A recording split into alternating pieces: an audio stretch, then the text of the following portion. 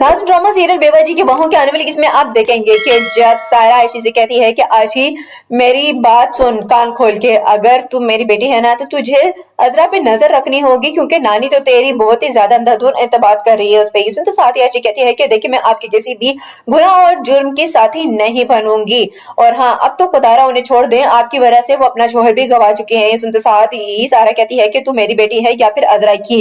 ये सुनते साथ ही आयशी कहती है कि काश मैं उन्हीं की बेटी होती तो मुझे ये दुख ना होता जिस दुख और कर्ब से अब मैं गुजर रही हूँ। ये सुनते साथ ही सारा कहती है कि इतनी ज्यादा उसकी हमायत ले रही है ना, मुझे लग रहा है सारा का सारा अंबर के साथ बैठने का नतीजा है। ये सुनते साथ ही आयशी कहती है कि उनके साथ बैठने का नतीजा नहीं है, आप खुद सोचें कि आप लोगों ने क्या किया है। ये सुनते साथ ही सारा कहती है कि जो होना था वो हो चुका है, अब भूल के आगे बढ़ने का वक्त है।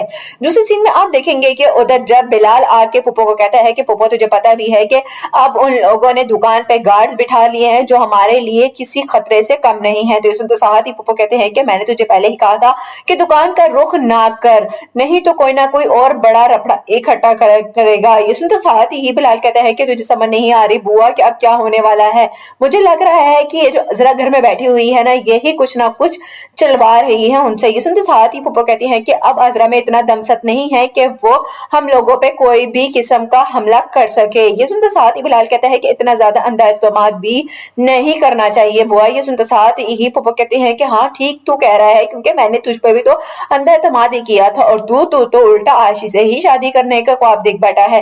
नासिर में आप देखेंगे कि उधर जब शहनाज को पता चलता है कि फर्ज कभी मां नहीं बन सकती तो वो जाके अस्मा से कहती है कि देखो अस्मा ये वक्त वो है जब हमें अपना दिमाग इस्तेमाल करना होगा। तो सुनते साथ ही अस्मा कहती है कि क्या मतलब शहनाज बाजी, मैं समझी नहीं कुछ। तो सुनते साथ ही शहनाज कहती है कि जितना बड़ा धोखा हमने खाया है ना उसके बाद हमें रामीन के कहने पे उसके डॉक्टर के पास नहीं जाना चाहिए था। ये सुनते साथ ही अस्मा कहती है कि हम तो नहीं गए बल्कि वासिफ ही लेके गया था फरहद को। तो ये सुनते साथ ही शहनाज कहती है कि लेकिन मैं इस बात पे एतबार नहीं कर सकती हूँ, अगर तुम कहो तो मैं किसी और डॉक्टर को दिखा सकती हूँ फरहद को।